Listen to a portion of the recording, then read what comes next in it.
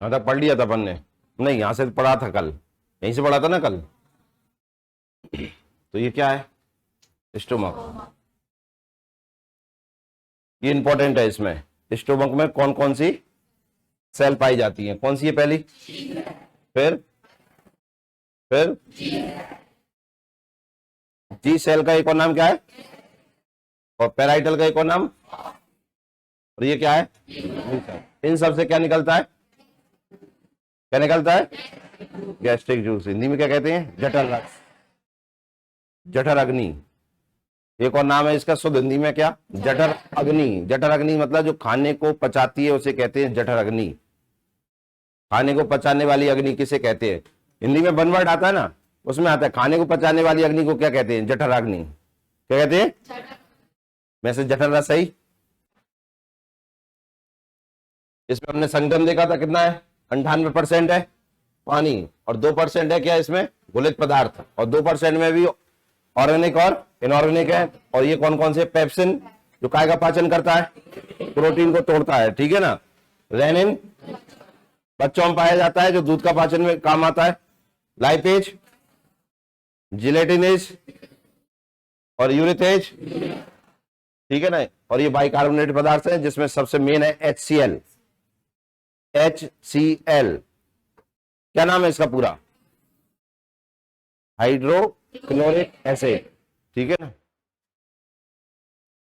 तो ये मैंने बता ही दिया था। प्रोटीन काय में टूटता है? सरल पेप्टाइड में। लिपिड काय में टूटा है? बसी अम्ल और ग्लिसरॉल में।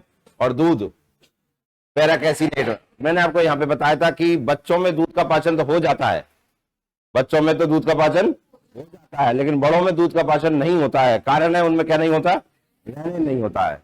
और अगर बड़े दूध पीते हैं तो उनमें क्या हो जाता है? एसिडिटी हो जाती है। कारण उसका पता है क्या होता है? कारण है तो दूध जब पीते हैं तो दूध खुद ही अम्लीय है, खुद उसमें खुद एक लैक्टोज एसिड, लैक्टिक एसिड पाया जाता है। क्या पाया जाता है? अब मुझे बताइए, आप तेजाब में और तेजाब डालेंगे तो तेजाब शांत होगी और बढ़ेगी? बढ़ेगी। इस कारण से एसिडिटी होती है या खट्टी डकारें आने लगती हैं। समझ में आया? रेनिन केवल बच्चों में पाया जाता है, वैक्सों में इसके स्थान पर HCl पाया। अब ये खुद हाईली एसिड है, उच्च क्षारीय है, और क्षारीय में और क्षारीय मिला तो वो और उच्च हो जाएगा ना, इतना नहीं पचा पाते फिर हम। अमाशय या स्टोमक में बसा, लिपिड, प्रोटीन का पाचन प्रारंभ हो जाता है। देखिए क्या हो जाता है यहां पर? कहां गया? प्रारंभ हो जाता है। क्या होता है? अकेला प्रारंभ होता है यहां पर, ठीक है ना, पचता नहीं है। इस अर्धपचित भोजन को, सेमी डाइजेस्टेड फूड को क्या कहते हैं? काइम कहते हैं। तो अगर आपसे पूछे कि काइम क्या है, मतलब काइम की प्रकृति कैसी है, क्या लगाएंगे? नेचर ऑफ काइम क्या लगाएंगे? एसिडिक होगा कि नहीं होगा? अगर आपसे ऐसे भी करके क्वेश्चन पूछ ले कि अमाशय में खाने का माध्यम क्या होता है, भोजन का माध्यम क्या होता है, medium of food in stomach, तो आप कहेंगे क्षारीय होता है, सॉरी अम्लीय होता है। कैसा होता है भाई? अकेला यही थोड़ी पूछ है इसके ऊपर ही अकेला क्वेश्चन बने काइम के ऊपर ही, वो टोटल पूरा का पूरा भी तो पूछ सकता है क्या कि अमाशय में या स्टोमक में खाने का माध्यम कैसा होता है। तो कैसा होगा? ये खुद एक उच्च अम्लीय है, तो खाना भी यहां कैसा हो जाएगा? उच्च अम्लीय हो जाएगा। यही तो पेपर में क्वेश्चन आया था कि नहीं आया था? PSC में जो अभियान हुआ था, अभियान मतलब इसी साल, उसमें ये क्वेश्चन था कि नहीं था कि अमाशय में खाने का माध्यम या अमाशय की प्रकृति कैसी होती है? तो उसमें लिखा था HCl, ठीक है ना। क्वेश्चन पूछा, समझ में आ गया? अब यहां से मैंने कहा था ये कायम जो रहता है वो आर ग्रसनी, कहां से? ग्रसनी से होता हुआ आरनाल में जाता है, आरनाल से होता हुआ कहां जाएगा? स्टोमक में। अब स्टोमक से कहां जाएगा? स्मॉल इंटेस्टाइन में जाएगा, लेकिन उसके पहले एक बॉल्व से गुजरना होगा। उस बॉल्व का नाम पाइलोरिक बॉल्व से होता हुआ कहां पहुंचेगा? छोटी आंत में। कौन सी बॉल्व से होता हुआ? क्लियर है? यहां तक पढ़ा दिया था। अब हम देखेंगे छोटी आंत में। तो छोटी आंत में पाचन, डाइजेशन इन स्मॉल। पहले तो छोटी आंत देखिए आप, तो ये छोटी आंत आपकी। तो मैंने आपको ये डायग्राम बनवाया था, देखिए ये था ना, यहां से चलती है। यहां पर है क्या? क्या यहां पर?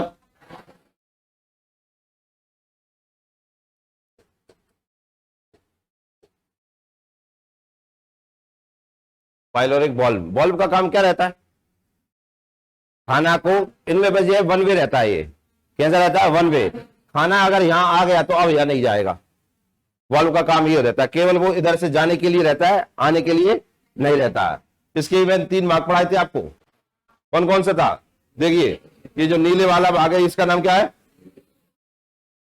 क्या नाम है, ड्यूटेरियम। ये जो एक और पार्ट देख रहे हैं आप ग्रीन कलर का, इसका नाम क्या है, जेजुनम। क्या नाम है, जेजुनम। और ये जो आप ग्रीन वाला पार्ट देख रहे हैं इसका नाम क्या है, ईलम। क्या नाम है, छोटी आंत के कितने भाग होते हैं, 3, पहला, दूसरा और तीसरा। क्लियर है। अब देखिए इसमें हम देखते हैं क्या होगा।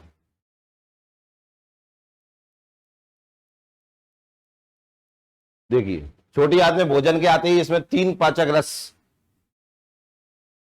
एक का नाम है पितरस, अग्नाशय रस और आंतरस। मतलब कि पितरस का मतलब बाइल जूस, क्या नाम है, बाइल जूस। हम अग्नाशय रस का नाम है पैंक्रियाटिक जूस और आंतरस का नाम है क्या, इंटेस्टाइनल जूस। ये 3 जूस आते हैं काय में, छोटी आंत में। मेन मतलब देखिए सबसे ज्यादा जूस या रस का स्रवण होता है छोटी आंत में। अभी तक हम केवल एक एक रस देख रहे थे ना सब में, इसमें कितने रस आए, 3। और इन 3 रसों से बहुत सारे एंजाइम निकलेंगे और वो सारा का सारा काम काय का करेंगे, काय का काम करेंगे, पाचन का काम करेंगे। काय का काम करेंगे, हम एक एक रस का देखेंगे और एक एक रस में उपस्थित एंजाइम को देखेंगे कि वो एंजाइम किस तरीके से खाना को पचाएंगे। ठीक है ना। सबसे पहले आप ये लिख लीजिए,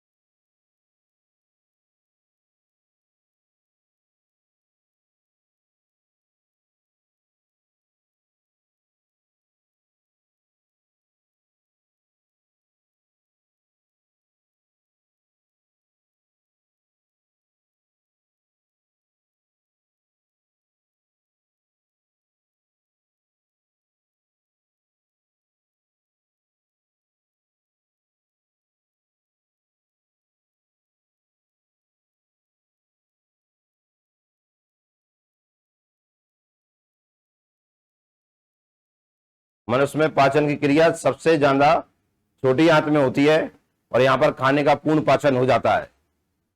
मनुष्य में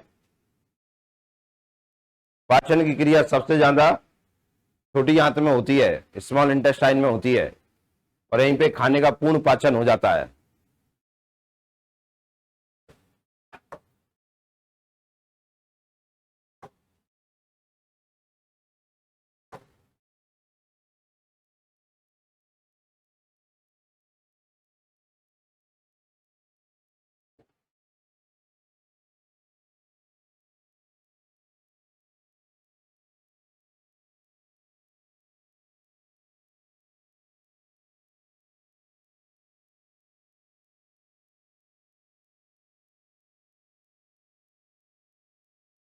पूर्ण पाचन हो जाता है। लिख लिया सबने। अब देखिए आगे देखते हैं किस तरीके से पाचन क्रिया चलती है, वो हम देखते हैं।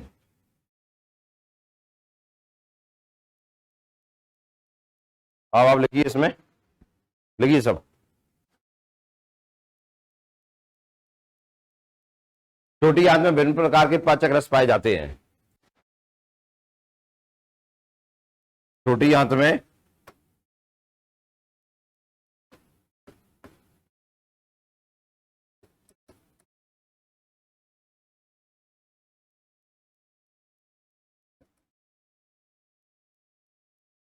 विभिन्न प्रकार के पाचक रस पाए जाते हैं। एक एक के बारे में देखेंगे। वैसे तो मैंने आपको बताई दी। नंबर 1 पे कौन सा रस है? पित्त रस। क्या नाम है इसका? Bile juice. नंबर 2 पे कौन सा है? अग्नाशय रस। कौन सा? अग्नाशय रस। अभी लिखा दिए ना मैंने। और नंबर 3 पे कौन सा है? आंतरीय रस भी कहते हैं इसे, और आंतर रस भी कहते हैं। ये 3 प्रकार के इसमें क्या है? जूस हैं जो इसमें पाए जाते हैं। नंबर 1 पे पढ़ते हैं क्या? Bile juice.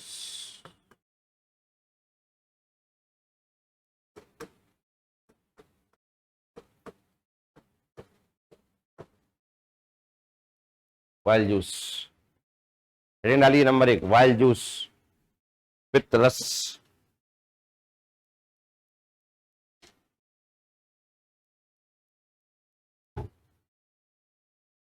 देखिए मैंने आपको बताया पित्त रस का निर्माण, बाइल जूस का निर्माण लीवर में होता है। कहां पर होता है? लीवर में। तो इसका निर्माण होता है, ठीक है ना। और ये स्टोर कहां पर होता है? कहां पर होता है? कहां पर होता है? गैल ब्लैडर में। कहां पर होता है? पित्ताशय में, ठीक है ना। और वहां से जाके ये जाके मिलता है कहां? छोटी आंत में। देखिए किस तरीके से चलता है, देखते हैं इसके बारे में। डालिए हेडिंग पित्तरस। देखिए पित्तरस यकृत द्वारा स्त्रावित होता है। किसके द्वारा? यकृत द्वारा स्त्रावित होता है, मतलब कि लीवर द्वारा। यकृत मतलब लीवर। लीवर लिखते जाना ये सब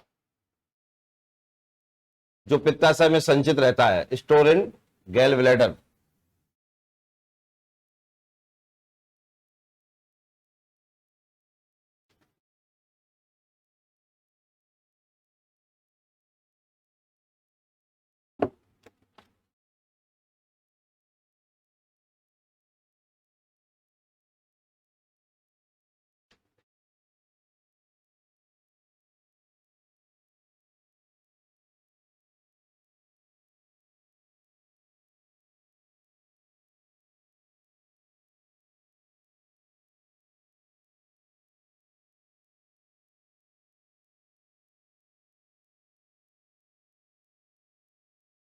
लिख लिए सबने? देखिए इसके बारे में सुनिए, पित्तरस के बारे में। पित्तरस या बाइल जूस, सबसे पहले देखिए हल्के पीले रंग का होता है। कैसा होता है ये? हल्के पीले रंग का होता है ये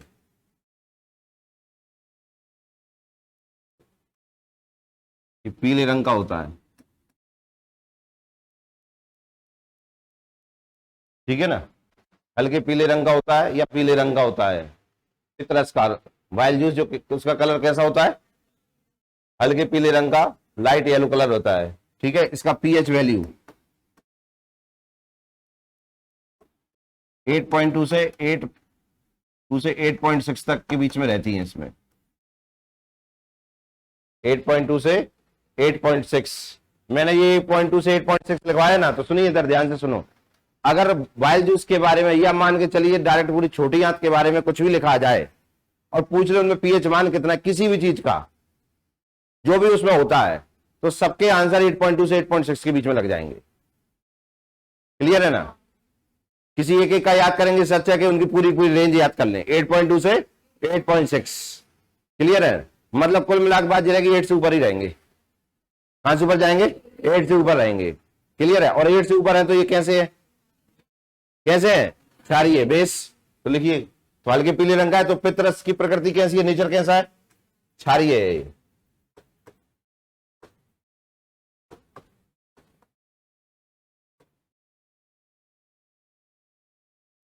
लिखिए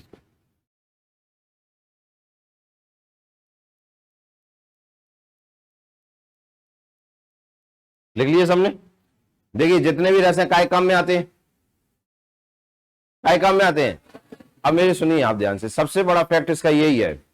और कोई भी रस, कोई भी जूस खाने के पाचन में काम आते हैं, आप सब जानते हैं। और वे खाना पचता काय के द्वारा? एंजाइम के द्वारा।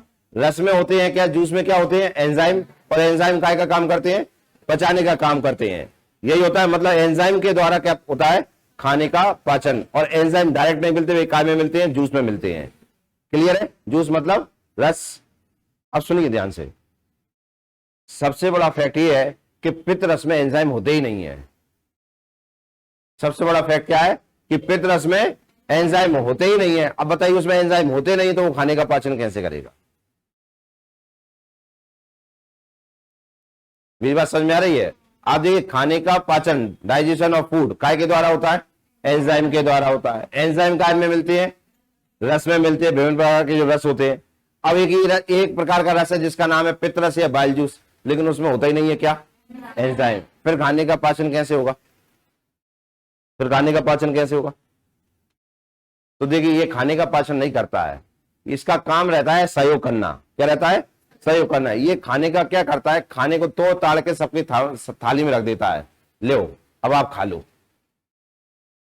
दूसरे जो एंजाइम है उनके लिए भी पचा पाए, उसके लिए जरूरी है कि पहले वो पित्त रस से जाके मिले। पित्त रस उनका क्या करता है, पाइसीकरण करता है। हिंदी में कहते हैं पाइसीकरण, इंग्लिश में कहेंगे इसका इमल्सिफिकेशन। क्या कहते हैं, इमल्सिफिकेशन का मतलब होता है छोटे छोटे भागों में तोड़ना। क्या होता है, छोटे छोटे भागों में तोड़ देता है और तोड़कर आगे के रसों के पास भेज देता है, उनमें होते हैं एंजाइम, वे पचा देते हैं इसे पूरा।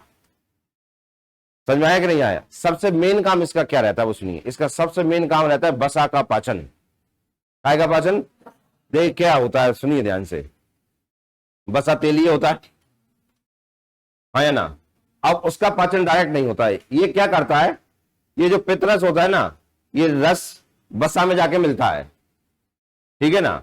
अब बसा में जाके मिलता है तो बसा होता है तेलीय, वो ऊपर रहता है, और ये रस जो रहता है नीचे। जैसे कि पानी में हम तेल की बूंद डाल दें तो तेल कहां पर रहता है, ऊपर रहेगा, और वो अलग ही दिखेगा कि नहीं। लेकिन उस पानी को हम जोर जोर से घुमा दें तो वो तेल जो रहता है छोटी छोटी बूंदों में हो जाएगा कि नहीं। बस यही करता है, इसी को कहते हैं इमल्सीकरण।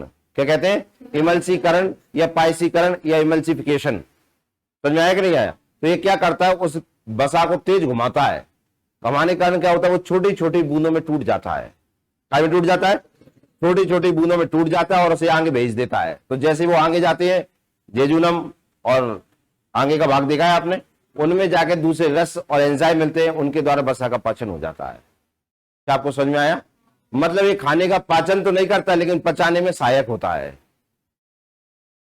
समझ में आया क्या कहा मैंने, खाने का पाचन तो नहीं करता लेकिन पचाने में सहायक होता है। क्लियर हुआ कि नहीं हुआ, समझ में आया इतना। लिखो तो इसको, इफेक्ट ये लिख लिया सबने। अब ऐसे आइडेंट करके लिखिए, पित्त रस का संगठन। काय का संगठन, पित्त रस का संगठन।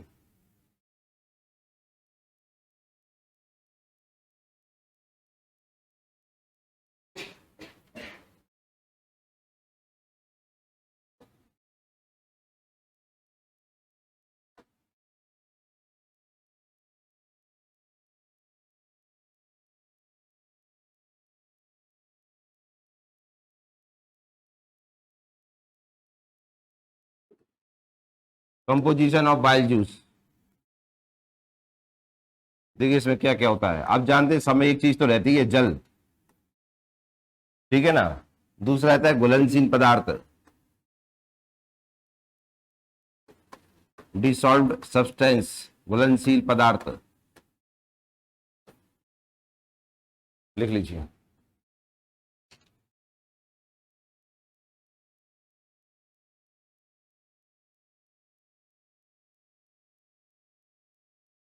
ये रहता है 97% और ये रहते हैं 3%।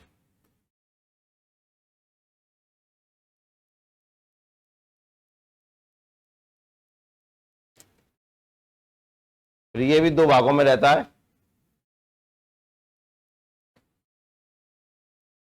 लिखिए, कार्बनिक और अकार्बनिक, ऑर्गेनिक और इनऑर्गेनिक।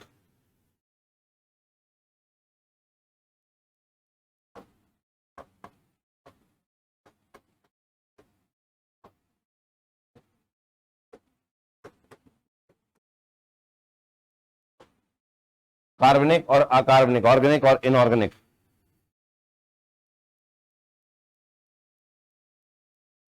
लिखिए, इसमें लिखिए नंबर 1 पे सबसे पहले पाया जाता है इसमें पित्त लवण, वाइल्ड साल्ट। यहां पे लिख देता हूं, पित्त लवण, wild salt.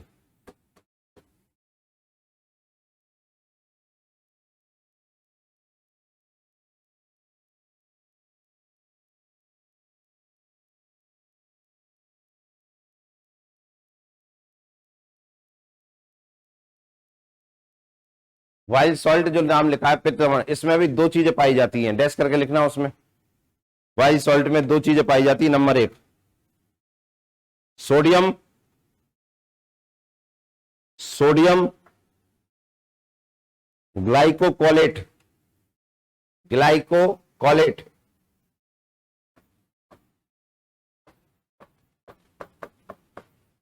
Sodium ग्लाइकोकोलेट,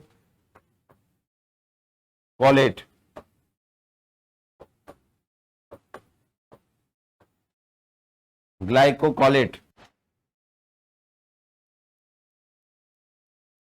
wild juice में नंबर 1 पे क्या पाया जाता है? सोडियम ग्लाइकोकोलेट। और दूसरा नाम लिखिए सोडियम टोरेकोलेट, या मैं लिख देता हूं सोडियम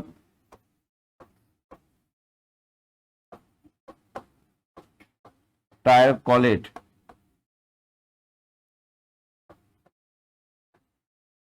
सोडियम टायरोकोलेट।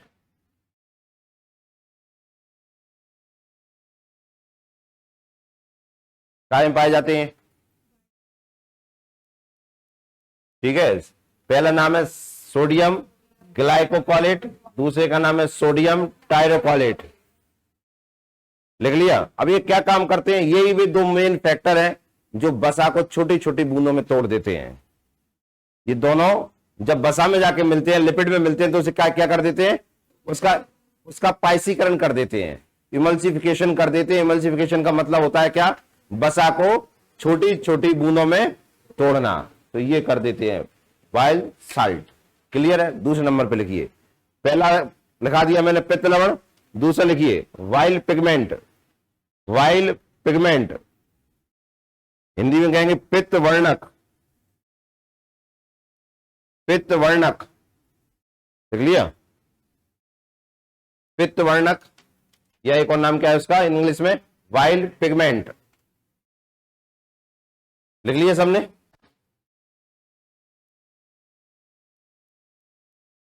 इसके भी दो पार्ट होते हैं, लिखिए।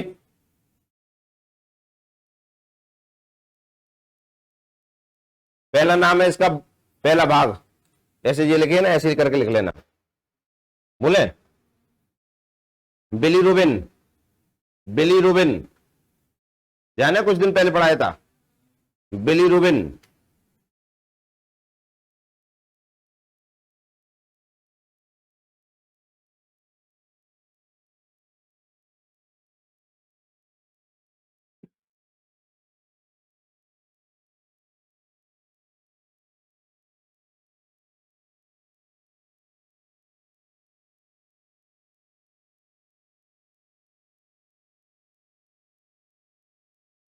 क्या नाम है? बिलीरुबिन। और दूसरा नाम है बिलीवर्डिन। क्या नाम है? ध्यान है, मैंने पढ़ाया था।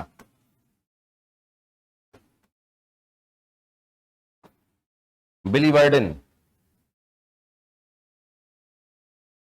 एक का नाम है बिलीरुबिन, दूसरे का नाम है बिलीवर्डिन। सुनिए ध्यान से आप, ये होता है पीले कलर का और ये होता है हरे कलर का।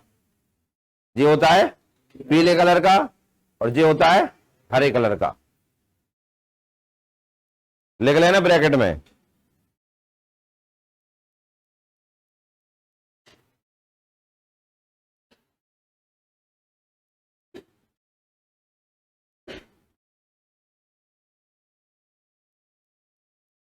लिख लिए सबने? हाँ या ना? सुनिए ध्यान से, इनके काम बताते हैं आपको। आप जानते हैं मैंने आपको बताया था ये दोनों के दोनों मल को रंग प्रदान करते हैं, और वो काम तो रहता है। सुनिए एक और काम क्या रहता है इसका, बनता कैसे है ये बिलीरुबिन और बिलीवर्डिन बनते कैसे हैं, बताया था क्या मैंने? आरबीसी के टूटने से। किसके टूटने से? आरबीसी के टूटने से या नष्ट होने से। आपके खून में क्या पाया जाता है? आरबीसी। अगर आरबीसी टूट जाए, देखिए आरबीसी कम होने से आपको एनीमिया हो जाता है, खून की कमी हो गई, है ना। इसकी कमी से आप जानते हैं कि आपके शरीर में सुस्ती आ जाती है, आपको आलस आने लगता है, आपका पढ़ने में मन नहीं लगता है, क्योंकि शरीर में ऑक्सीजन की कमी हो जाती है, ब्लड में ऑक्सीजन की कमी हो जाती है। अगर आरबीसी टूटने लगती है तो क्या बनने लगता है? बिलीरुबिन। इसे छोड़िए, क्या बनने लगता है? बिलीरुबिन। ध्यान से सुनते जाना मैं जो बता रहा हूं। अगर मान लीजिए आपकी आरबीसी ज्यादा मात्रा में टूटने लगे, क्या ज्यादा मात्रा में टूटने लगे तो बिलीरुबिन ज्यादा बनने लगेगा कि नहीं?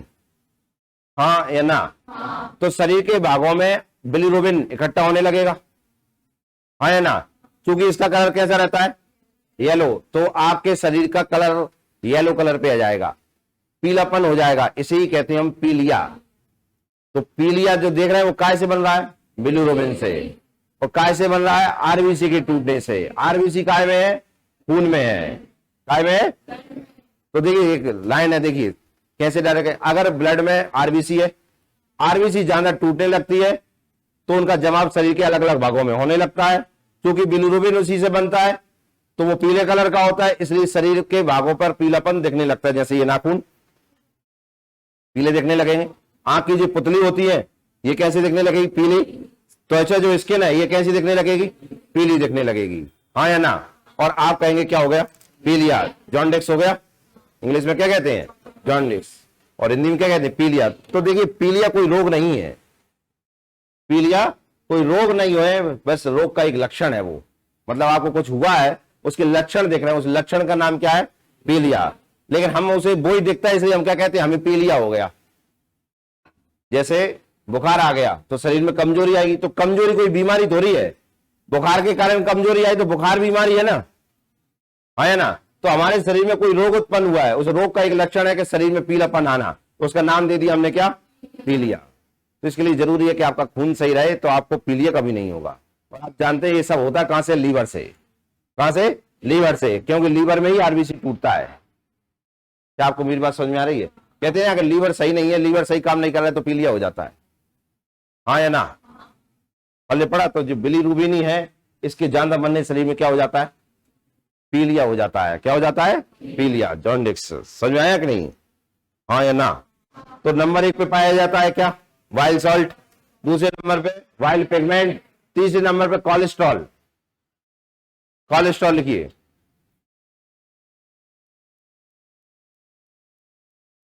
लिख पाए क्या? कोलेस्ट्रॉल।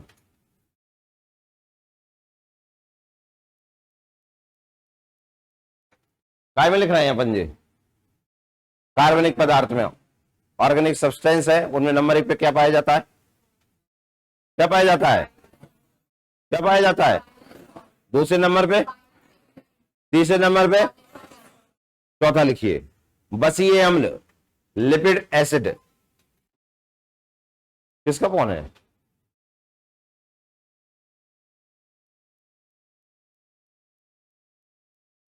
तीसरे नंबर, चौथा क्या है? बसीय अम्ल, लिपिड एसिड। लिख पाए क्या? कितने हो गए? 4। पांचवा लिखिए म्यूकस। म्यूकस, म्यूकस लिख लिया? कितने हो गए? 5। छठवा लिखिए लेसीथीन। लेसीथीन, लेसीथीन।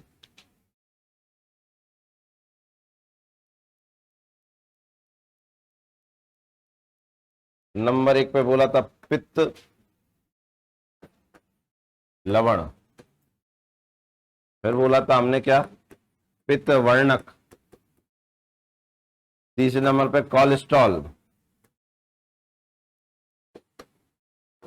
फिर बोला था हमने क्या? बसीय अम्ल, और फिर बोला था क्या? लेसीथीन। चौथे पे 5 लास्ट में क्या बोला था? म्यूकस। ठीक है ना। इसके भी 2 नाम बताए थे, इंग्लिश में कहते हैं इसे क्या? Wild salt. इसके भी 2 भाग बताए थे, हाँ या ना? पित्त वर्णक, वाइल्ड पिगमेंट, इसके भी 2 भाग बताए थे। कोलेस्ट्रॉल और बसीय अम्ल, ये शरीर में एक पोषक पदार्थ होते हैं, ठीक है ना। और ये दोनों के काम करे, लास्ट के 2 देखिए, लेसिथिन और म्यूकस के काम होता है खाने को लसलसा करना, भोजन को लसलसा करना। म्यूकस जहां है, कल भी बताया था ना मैंने आपको, म्यूकस का काम बताया था कि नहीं? खाने में क्या करना? लसलसा करना, उसे खाने को तरल पदार्थ में बदलना होता है, लिक्विड में बदलना होता है, सेमी लिक्विड में।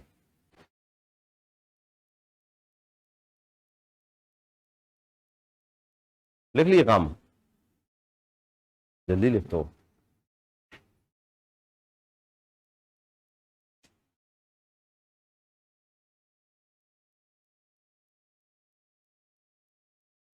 इसमें लिखिए कार्बनिक में, इनऑर्गेनिक में लिखिए sodium potassium, sodium potassium calcium, sodium potassium, potassium calcium, magnesium, bicarbonates,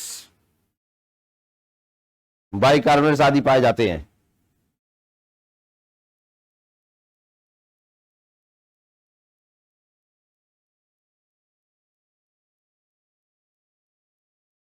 लिख पाए? अब देखिए आगे, मैंने अब दोनों को पूरा का पूरा आपको पित्त रस के बारे में बता दिया कि पित्त रस में क्या क्या रहता है। पित्त रस 2 चीजों से मिलकर बनता है, जल और घुलनशील पदार्थ, डिसॉल्व्ड सब्सटेंस। ये होता है 97% और ये होता है 3%। घुलनशील पदार्थ भी 2 प्रकार के होते हैं, कार्बनिक और अकार्बनिक, ऑर्गेनिक और इनऑर्गेनिक। कार्बनिक पदार्थों में पहला देखा हमने पित्त लवण, वाइल्ड साल्ट, क्लियर है। फिर देखा पित्त वर्णक, वाइल्ड पिगमेंट। तीसरा देखिए, जहां भी आपको पिगमेंट नाम आ जाए ना तो समझ जाना वहां कोई ना कोई रंग है। पिगमेंट का मतलब होता है रंग प्रदान करना। क्या करना? वर्णक का मतलब होता है रंग प्रदान करना। तो आप देखिए उसका पीला रंग है काय का? बिलीरुबिन का। और बिलीवर्डिन का कैसा रंग है? हरा, ठीक है ना। फिर आता है कोलेस्ट्रॉल, फिर होता है बसीय अम्ल, और फिर होता है लेसिथिन, और लास्ट में क्या होता है? म्यूकस। अकार्बनिक में मैंने आपको बताया कौन कौन से होते हैं, sodium potassium calcium magnesium bicarbonates. Clear है? वांग देखिए आप, पित्तरस गाढ़ा हरे पीले रंग का हल्का क्षारीय द्रव होता है, ठीक है। अभी हाल में लिखाई दिया आपको, ठीक है ना। खाना तो बोल दिया कर यार। मनुष्य में प्रतिदिन लगभग 600 मिलीलीटर पित्तरस स्रावित होता है, लिख सकते हैं आप 600 मिलीलीटर। कितना सीक्रेट होता है? सीक्रेटेड होता है 600 मिलीलीटर।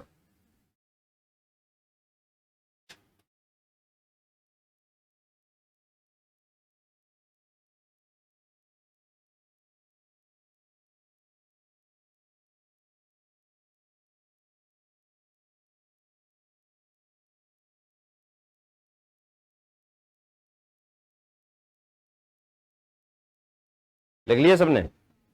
देखिए पित्तरस में कोई भी पाचक एंजाइम नहीं पाया जाता, पित्तरस में कोई भी पाचक एंजाइम नहीं पाया जाती। लिखा दिया मैंने, दोबारा लिखोगे? लिखा नहीं था, अब लिख लो। No digestive enzyme are found इन वाइल्ड जूस।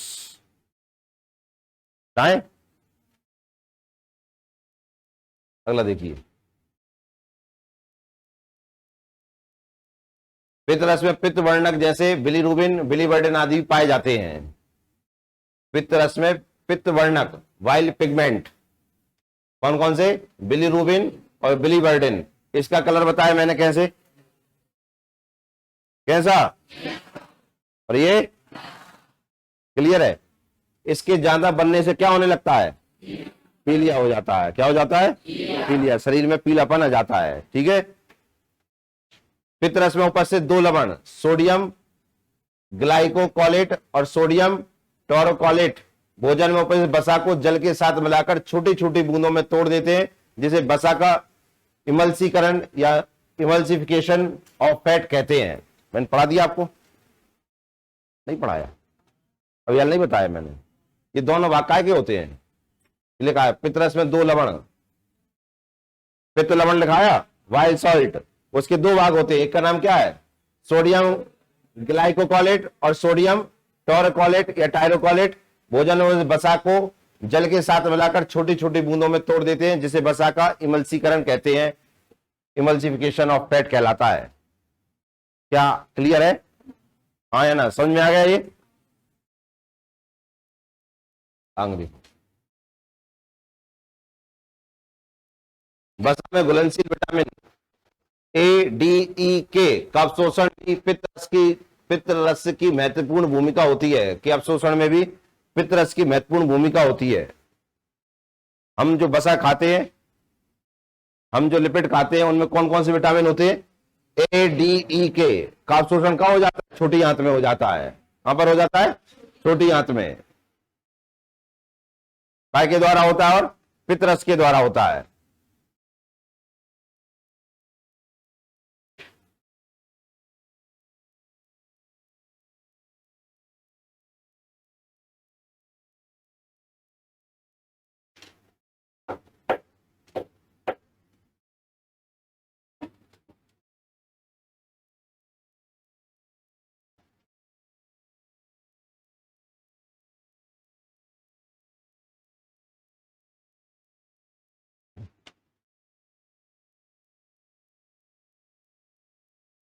क्लियर है? कितना समझ में आ गया? वसा में उपस्थित विटामिन ए, डी, ई, के अवशोषण छोटी आंत में होता है, लेकिन काय के द्वारा होता है? पित्तरस के द्वारा होता है। काय के द्वारा होता है? पित्तरस के द्वारा होता है। यदि किसी व्यक्ति का पित्ताशय मतलब कि गॉल ब्लैडर निकाल दिया जाए तो उस व्यक्ति में वसा का पाचन समानता नहीं हो पाता है। मतलब वो तेलीय चीज पचा ही नहीं सकता है अगर उसके अंदर से क्या निकाल दिया जाए? पित्ताशय या गॉल ब्लैडर निकाल दिया जाए।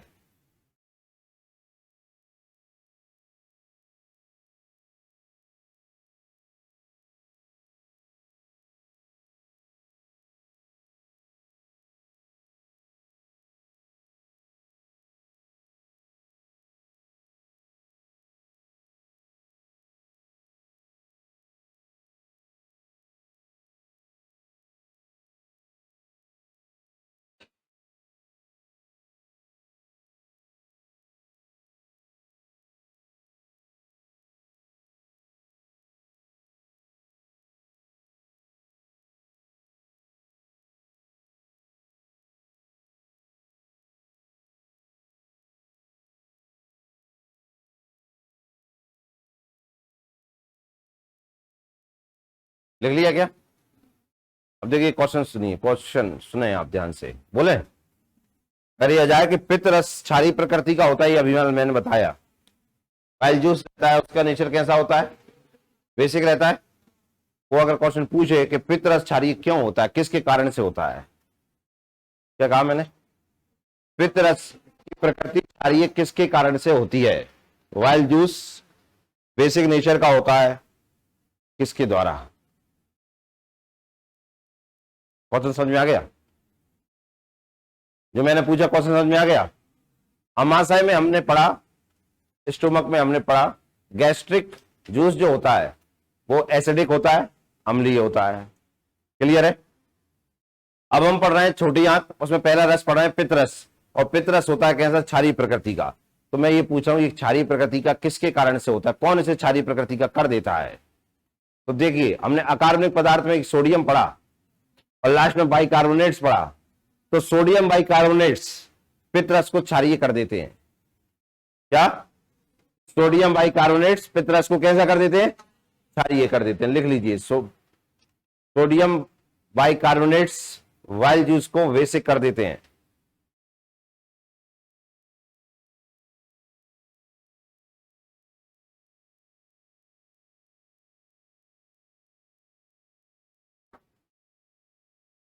सोडियम बाइकार्बोनेट्स पित्तरस को क्या कर देते हैं? क्षारीय कर देते हैं। ठीक है? ये अपना पित्तरस खत्म हुआ। कौन सा रस? पित्तरस। देखिए सबसे बड़ा फैक्ट है इसका क्या, दो चीजों का सुनना, सबसे बड़े फैक्ट दो हैं। नंबर एक है कि इसमें कोई एंजाइम नहीं पाया जाता, तो ये क्वेश्चन यहीं से बन जाता है, फिर पाचन कैसे करता है? तो आप क्या कहें, पाचन नहीं करता, ये पाचन में सहायक होता है। दूसरे पचा सके तो उसके पहले उन्हें पित्तरस से गुजरना होगा। तो क्या करता है? तो आप कहेंगे खाने का पाचन नहीं, इमल्सीकरण करता है, इमल्सिफिकेशन करता है, पाइसीकरण करता है। समझ में आया ना? तो ये सारा डाइजेशन सिस्टम पढ़ रहे हैं, हर कोई डाइजेशन ही करेगा कि नहीं करेगा, लेकिन पित्तरस क्या करता है? पाइसीकरण। क्या करता है? इमल्सिफिकेशन। लिखाया कि नहीं लिखाया? जो अग्नाशय है ना, अग्नाशय से क्या निकल, अग्नाशय रस जो है वो इसकी वायस्तावी ग्रंथियों से स्रावित होता है। देखिए पहले मैं बता देता हूं, अग्नाशय रस क्षारीय होता है। मैंने अभी हाल बताया आपको, पूरा का पूरा छोटी आंत होती है, छोटी आंत पूरी क्षारीय प्रकृति की होती है, तो इसमें ऊपर से सारी चीज कैसी होंगी? क्षारीय होंगी, बेसिक होंगी, ठीक है ना। अग्नाशय रस क्षारीय होता है जो अग्नाशयी कोशिकाओं के द्वारा स्रावित होता है। लिख लीजिए,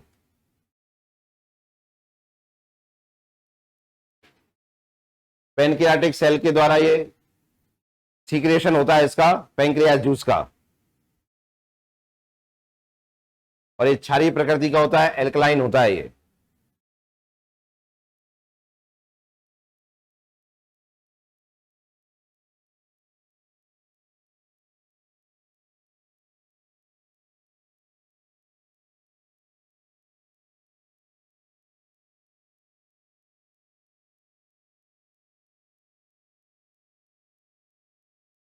कहां से स्रावित होता है भैया जी? अग्नाशय से। कहां से आता है जी? अग्नाशय से। कौन सा रस निकलता है? अग्नाशय रस। पैंक्रियास से कौन सा जूस निकलता है? पैंक्रियाटिक जूस निकलता है। क्लियर है ना? अब देखिए ये छोटी आंत में कैसे आएगा, छोटी आंत में कैसे आएगा? छोटी आंत में आता है ये बिरसंग नलिका के द्वारा, बिरसंग डक्ट के द्वारा। नाम हिंदी इंग्लिश में कहिए, बिरसंग डक्ट, हिंदी में कहेंगे बिरसंग नलिका।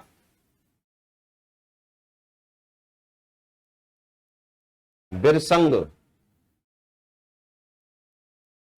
बाइल जूस तो उसमें ही बनता है ना।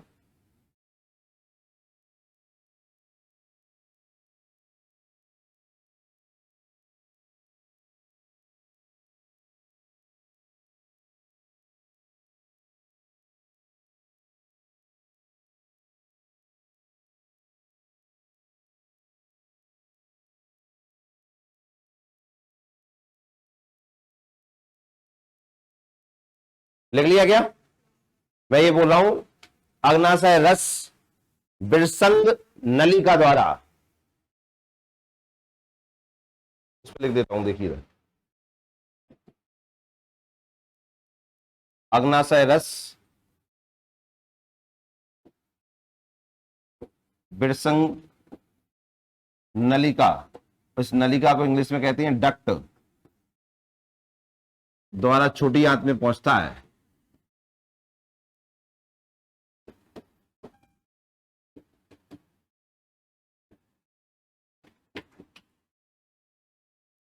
छोटी आंत में पहुंचता है।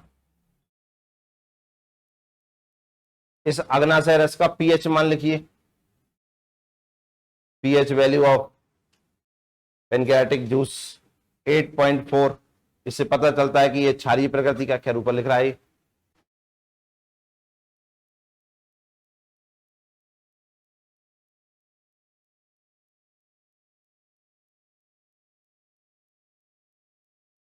लिख लिया? इसका एक नाम और है अग्नाशय रस का, इसे कहते हैं पूर्ण पाचक रस। सबसे इंपॉर्टेंट ये लाइन, पूर्ण पाचक रस, कंप्लीट डाइजेस्टिव जूस, पूर्ण पाचक रस।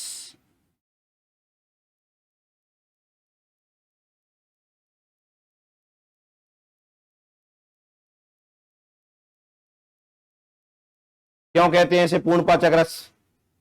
क्योंकि इसमें सभी पोषक पदार्थों को पचाने के लिए एंजाइम होते हैं, सभी प्रकार के एंजाइम होते हैं जो पूरे खाने का पाचन कर देते हैं, या दूसरी भाषा में कहें कि सभी प्रकार के पोषक तत्वों का, न्यूट्रिशन का इसमें क्या होता है? डाइजेशन होता है। इसलिए इसे क्या कहते हैं? पूर्ण पाचक रस। अभी आएंगे सारे नाम, लिख पाए क्या इतना? देखिए अब आएंगे। इसमें 98% जल और शेष 2% एंजाइम व लवण होते हैं। और लवण में क्या होता है? Sodium bicarbonate. लिखिए इस लाइन को। कंपोजिशन ऑफ पैंक्रियाटिक जूस का क्या है? इसमें 98% क्या होता है? पानी, और 2% होते हैं क्या? एंजाइम और लवण।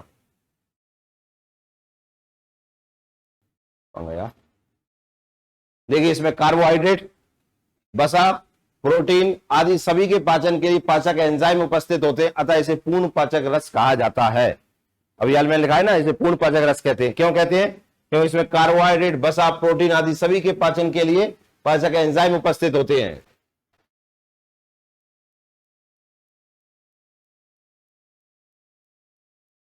लिख लीजिए, digestive enzyme are present in it for the digestion of carbohydrate, fats, protein, so it is called complete digestive juice.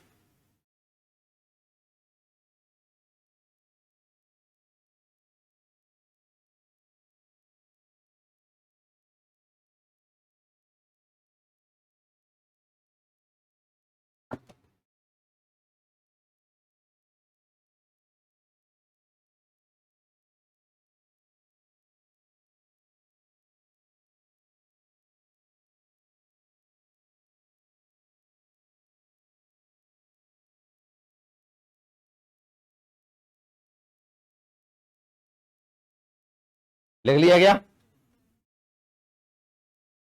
तो पूर्ण पाचक रस क्यों कहते हैं? क्योंकि इसको सभी को पचाने वाले एंजाइम होते हैं इसमें। क्या? देखिए इसमें इसमें एमाइलेज, इसमें trypsin, chymotrypsin, carboxypeptidase, lipase आदि एंजाइम पाए जाते हैं। लिखो, इसमें amylase, trypsin, chymotrypsin, carboxypeptidase, lipase आदि एंजाइम पाए जाते हैं। जी आधे लिख रहे हैं, आधे मैं लिखाऊंगा इन्हें। लिखो पहले इन्हें।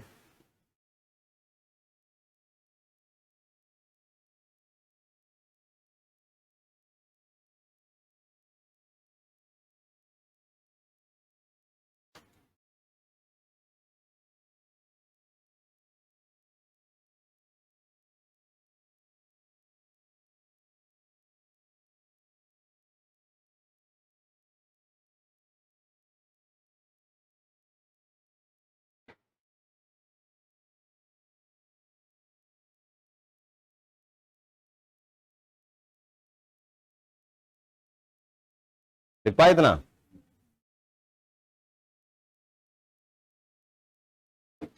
लिख लिया सबने? देखिए इधर, ये कहां से आ गया? इतना सबने लिख लिया? थोड़ा सा देखिए, मैं आपको लिखा रहा हूं, ध्यान से सुनिए। ये जो एमाइलेज है, एमाइलेज,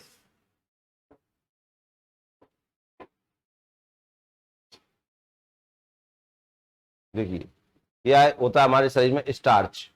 क्या होता है? स्टार्च। ये जो स्टार्च होता है, ये एमाइलेज की उपस्थिति में, एमाइलेज क्या है भैया? एमाइलेज एक एंजाइम है। क्या है? तो जो स्टार्च जानते हैं किसे कहते हैं? कार्बोहाइड्रेट्स को। हाँ है ना, कार्बोहाइड्रेट का पाचन कहां प्रारंभ हो जाता है? ओरल कैविटी में, हमारे मुख गुहा में, अधपचा होकर ये पहुंच गया क्या? स्टोमक में। स्टोमक से आ गया कहां पर? अब छोटी आंत में। अब छोटी आंत में इसका क्या हो रहा है? देखिए, छोटी आंत में स्टार्च एमाइलेज किसके द्वारा? एमाइलाइज, एमाइलाइज के द्वारा काय में चेंज हो जाएगा? माल्टोज में। काय में चेंज हो जाएगा? माल्टोज में चेंज हो जाएगा। माल्टोज, एमाइलेज की उपस्थिति में काय में चेंज हो जाएगा? ये माल्टोज।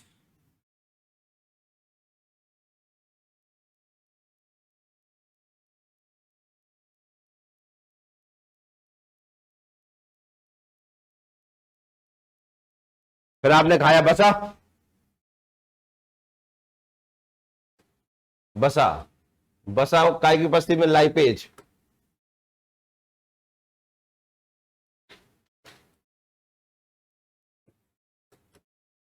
ये एक नाम और लिख रहा था यहां पर, अगर देखा हो, ट्रिप्सिन। लिख रहा था कि नहीं लिख रहा था? आपने लिखा है ट्रिप्सिन। इसकी उपस्थिति में चेंज हो जाता है बसीय अम्ल में, लिपिड चेंज होता है लिपिड एसिड में, बसीय अम्ल प्लस ग्लिसरॉल। मुझे लगता है मैंने कल पढ़ाया था आपको, ग्लिसरॉल में चेंज हो जाता है।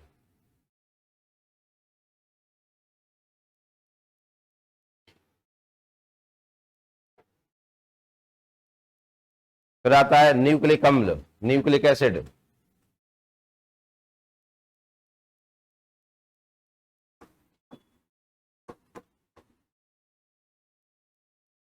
न्यूक्लिक अम्ल, nucleic acid, nuclease, nuclease, nuclease.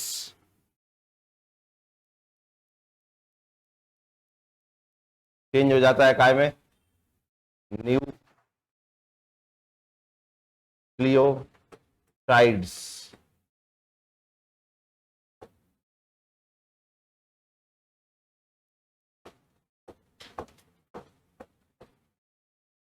Nucleotides में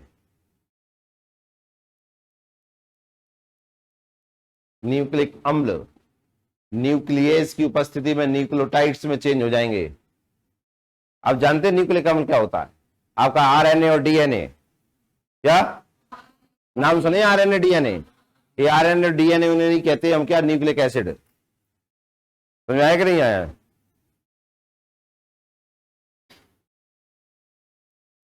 एक आपको पढ़ाया था हमने, दूध का दूध में कौन सा प्रोटीन होता है? कल बताए थे ना हम, दूध का केसिन प्रोटीन।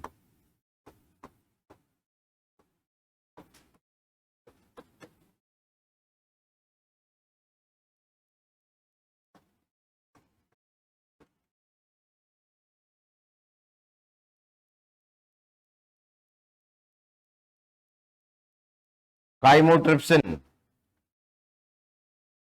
चेंज हो जाता है। देखिए कल बताए थे रेनिन में, क्यों बच्चों में रेनिन पाया जाता है, आप में रेनिन है क्या? अब आप में कौन सा आ चुका है? काइमोट्रिप्सिन। कौन सा लिखा है कि नहीं लिखा आपने? अभी लिखिए। पैराकैसिनेट में चेंज हो जाता है ये, पैराकैसिनेट, पैराकैसिनेट।